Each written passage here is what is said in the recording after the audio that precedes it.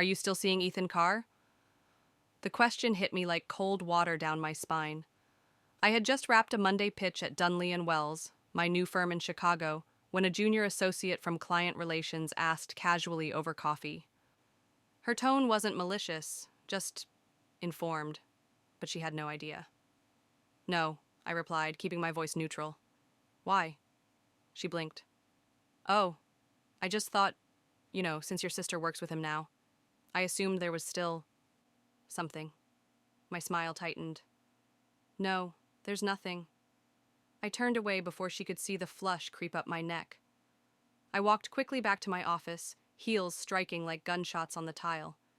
Inside, I shut the door, took a breath, and pulled out my phone. There she was. Jenna Dawson, now Jenna Carr, listed on LinkedIn as Vice President of Strategic Partnerships at Blue Ridge Tech, the firm Ethan had started just 2 years ago. My former fiancé, now her husband. I stared at the screen for a long time. Not because I was shocked. I had lived through the shock. No, this was a second kind of grief. The kind that sneaks up after you think you've moved on. Jenna.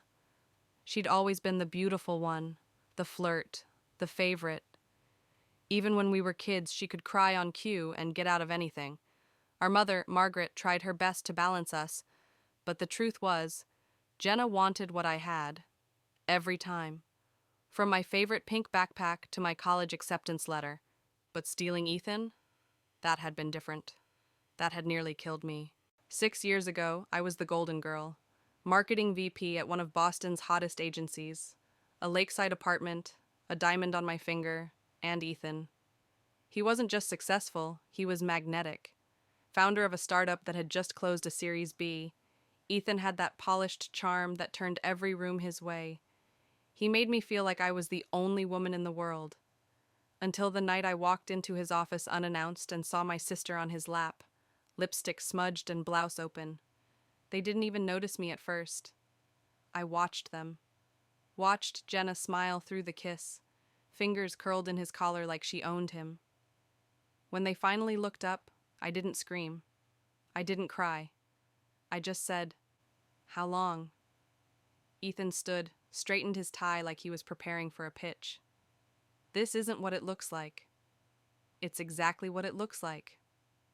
Jenna didn't flinch. It started after the engagement party, she said. I didn't plan it, but you were so busy. You didn't see what was in front of you. I didn't respond. There was nothing left to say. That day, I walked out of Ethan's condo and out of my life in Boston. Claire? The knock at my door startled me. It was Madison, my closest ally in the Chicago office, HR director, kind, straight-talking. You all right? She asked. I nodded. Just distracted. Madison walked in anyway. She sat without asking.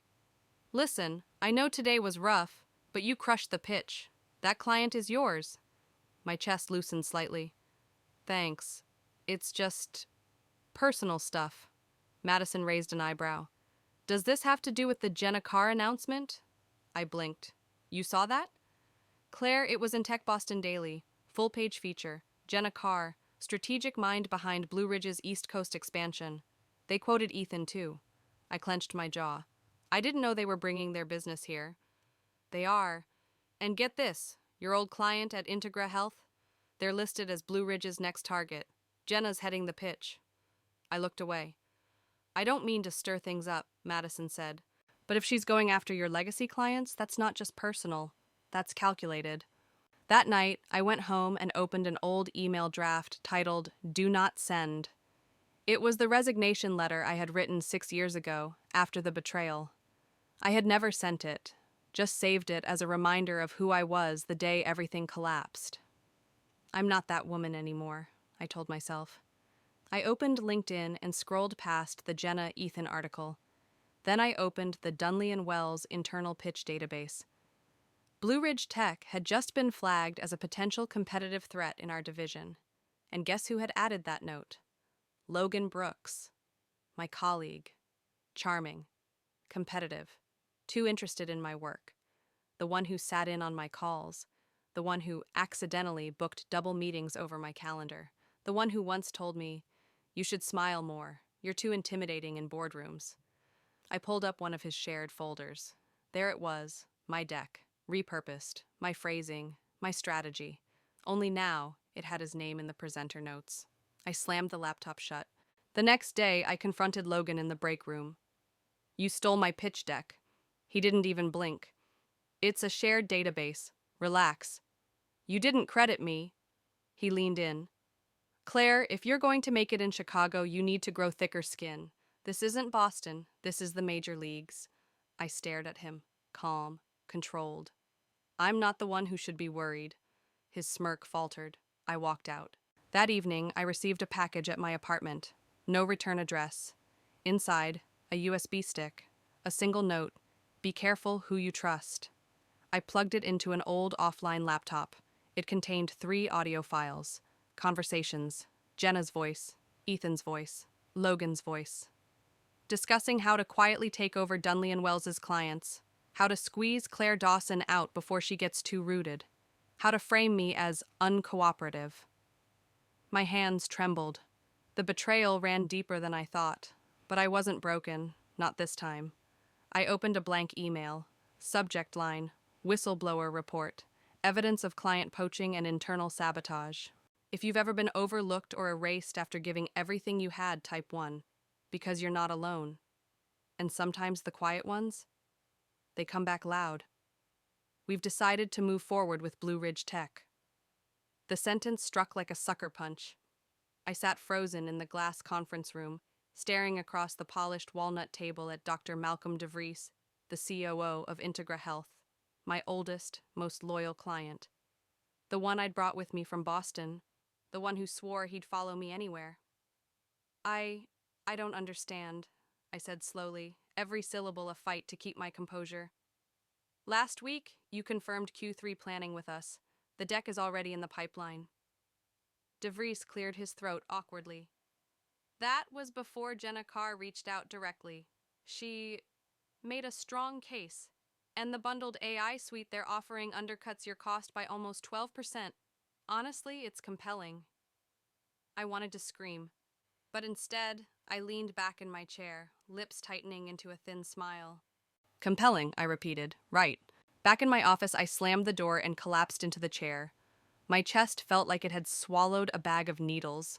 The hum of my screen seemed louder than usual. She was taking everything. Not just Ethan, not just my dignity. Now she wanted my reputation, my livelihood, my clients. A knock at the door made me flinch. It was Avery Chen, head of HR and one of the few people I still trusted. Word just got around about Integra, she said, quietly stepping inside. Claire, I'm sorry. I nodded, not trusting myself to speak. You should also know, she continued, closing the door behind her. Logan had a coffee with Jenna 2 days ago, in Fulton Market. My head snapped up. What? Someone in marketing spotted them. Cozy conversation. No laptops, just wine and body language. The air left my lungs. I had warned myself about Logan, but this was no longer subtle sabotage. This was collusion. That night, I opened the USB again. The audio files from last week still played in my mind like a haunting melody. Logan's voice. Claire's too emotional. She's a liability in a pitch room. Jenna's voice. Undermine her client trust. Target anything tied to her Boston legacy. And Ethan. If she gets vocal, bury her in paperwork. Drag her into contract ambiguity until she bleeds resources. They weren't just coming for my business. They were trying to erase me. The next morning, I walked into the office early and logged into the back-end dashboard used for campaign analytics.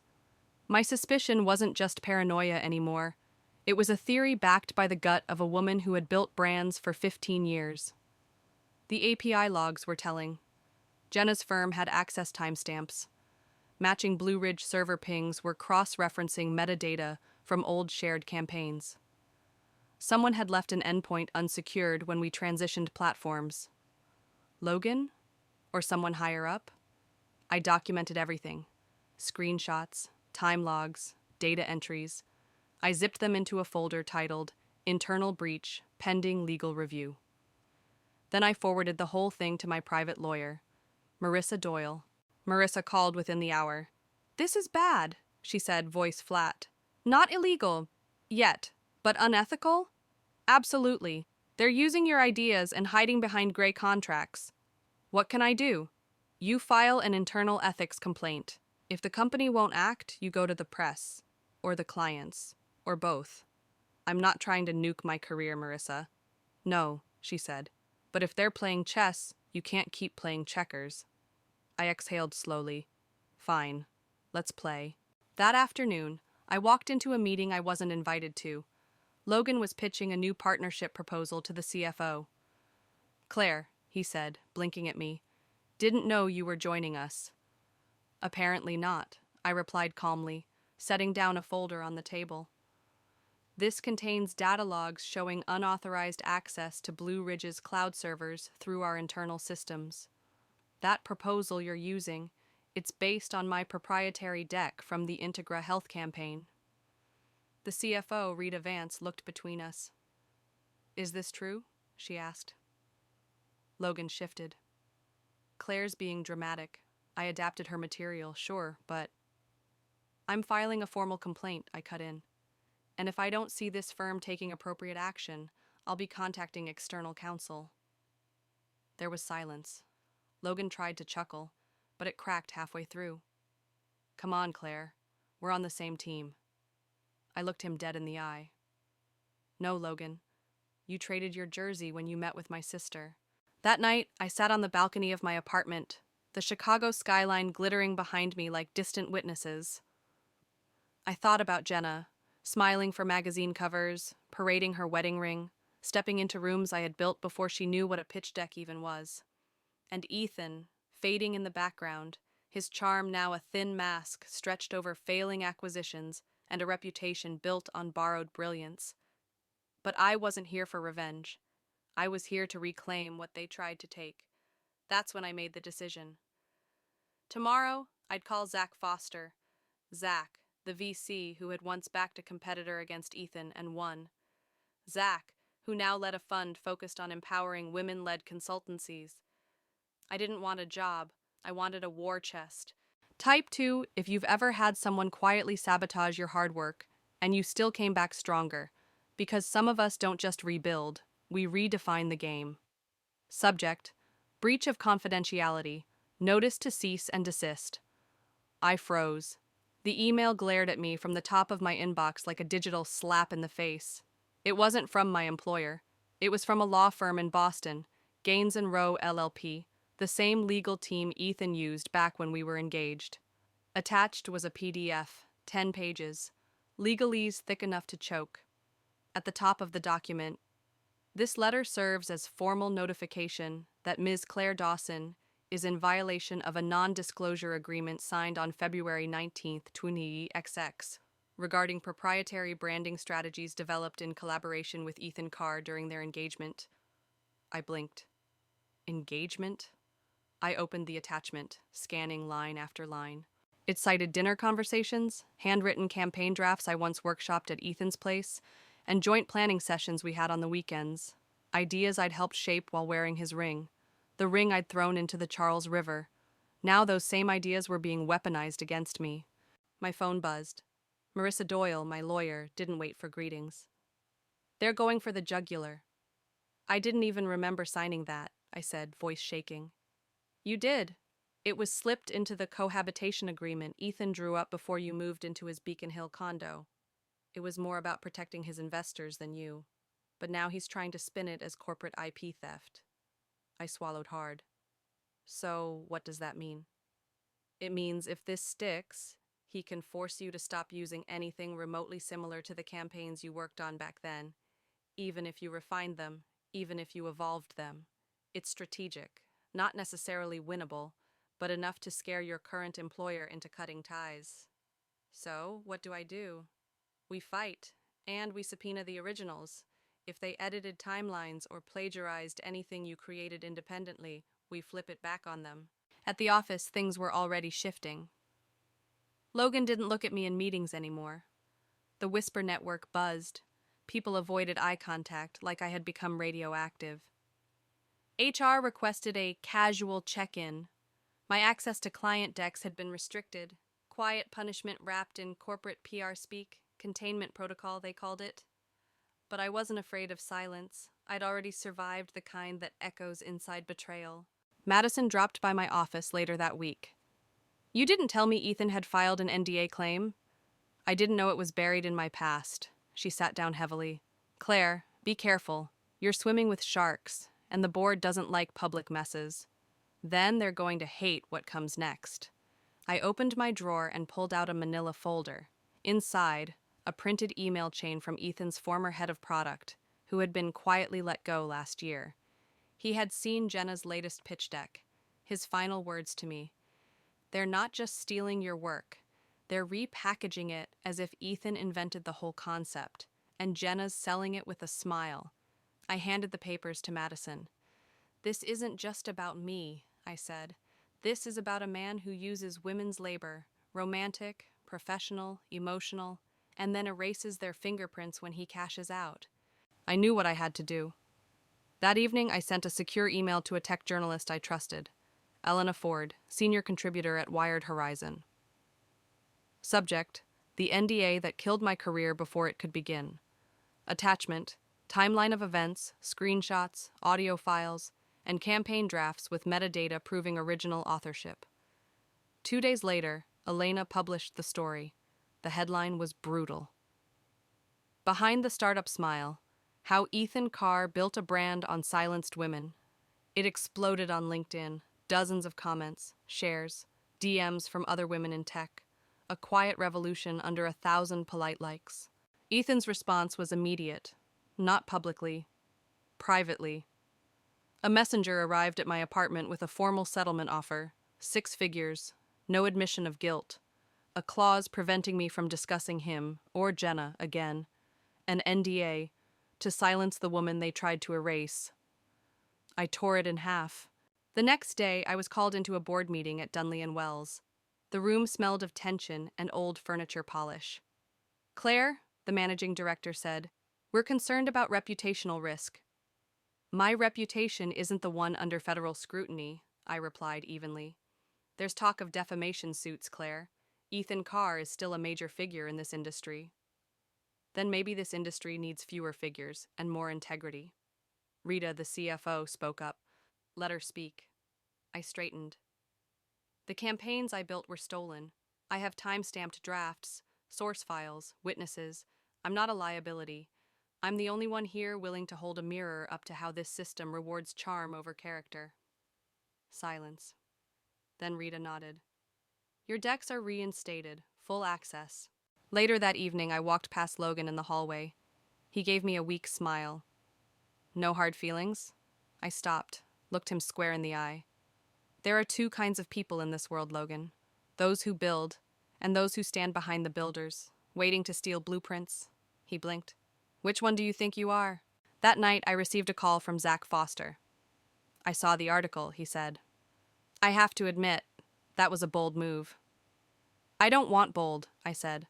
I want clean, real, mine. Then let's talk, he said. Maybe it's time you start your own firm. With backing that answers to you. I smiled into the quiet. Finally, the truth wasn't bleeding anymore. It was speaking. Type 3.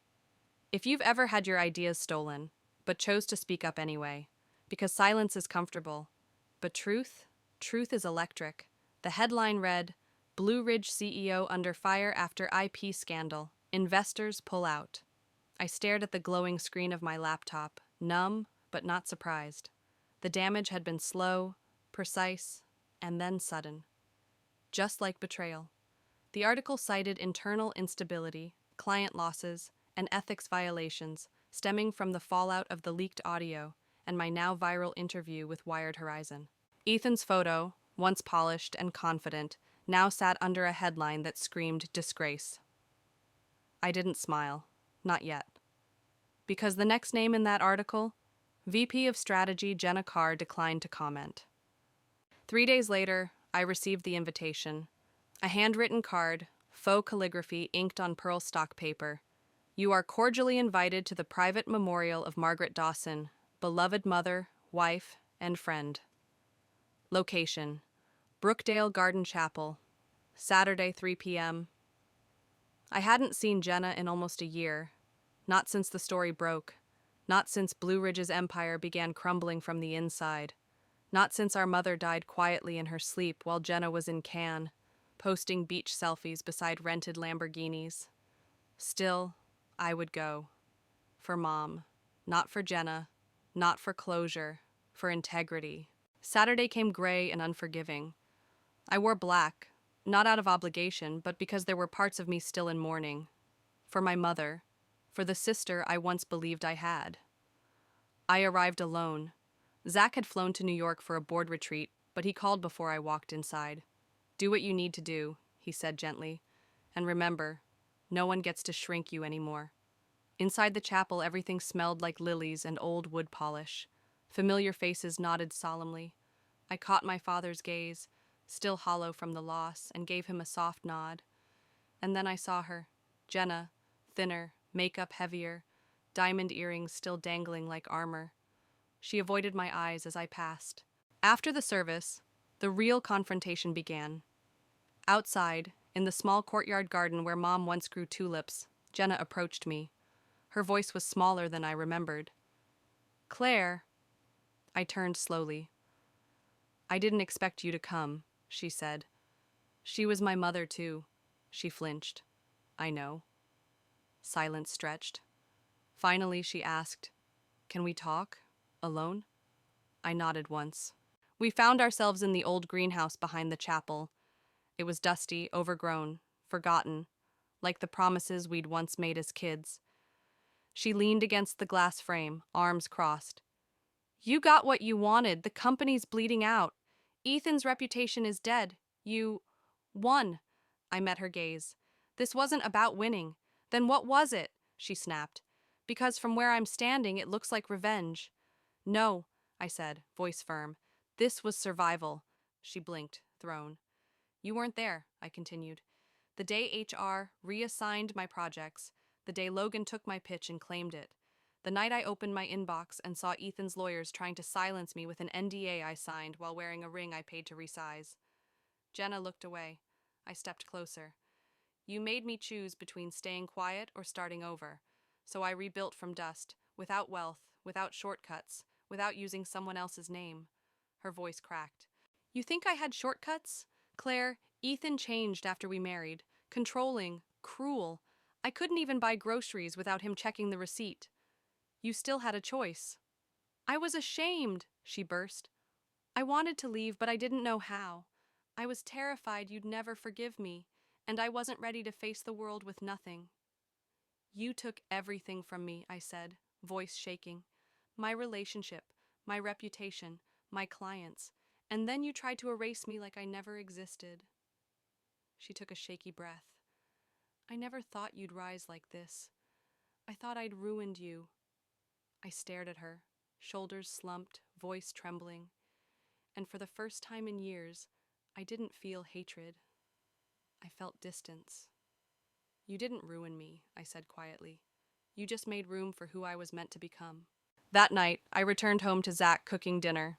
Barefoot in our kitchen, soft jazz humming in the background. A far cry from the cold loft Ethan once kept, all glass and silence. "You okay?" he asked, plating seared salmon. I nodded. I told her everything. "And?" She looked like a woman watching her own house burn down. A month later, Jenna filed for divorce. Her name disappeared from Blue Ridge's board, and quietly, she moved into a modest apartment in Cambridge. No press, no PR statement, just consequences. I launched my own firm 3 months after that. Dawson and Slate, a boutique strategy agency for female-led startups. Zach provided the seed funding, but I owned the growth. Clients who once overlooked me came back, this time on my terms. I built a team. I hired interns from underrepresented communities. I taught workshops on ownership, IP rights, and the subtle art of recognizing your own damn value. My name, Claire Dawson, was finally attached to something I hadn't just built. I had become it. One Friday afternoon, while sipping coffee in my office overlooking the Chicago River, my assistant knocked. "There's someone here asking for 5 minutes." "Who?" She hesitated. Jenna Carr. I exhaled. Send her in. Jenna walked in wearing flats and no makeup. Her hands were shaking slightly. I heard about Dawson and Slate, she said softly. You're making waves. Is that what you came to say? No. She opened her purse and pulled out a slim manila envelope. Inside, copies of old campaign drafts from Ethan's servers, each marked with my name in the metadata. I found these while clearing out storage, she said. You should have them. They're yours. I scanned them. My handwriting, my concepts, my fingerprints. I looked up. Why now? She shrugged. Because it's the only way I know how to say sorry. I nodded, tucking the envelope into a drawer. You're not forgiven, I said, but you're heard. She smiled faintly. That's enough. As she turned to leave, I added, one more thing. She paused. If you ever try to take something from me again, I smiled, you'll find I've learned how to take it back faster. Type 4. If you believe the best revenge is becoming untouchable, because some people want to destroy you, but the real power is outliving them and outshining everything they thought you couldn't survive.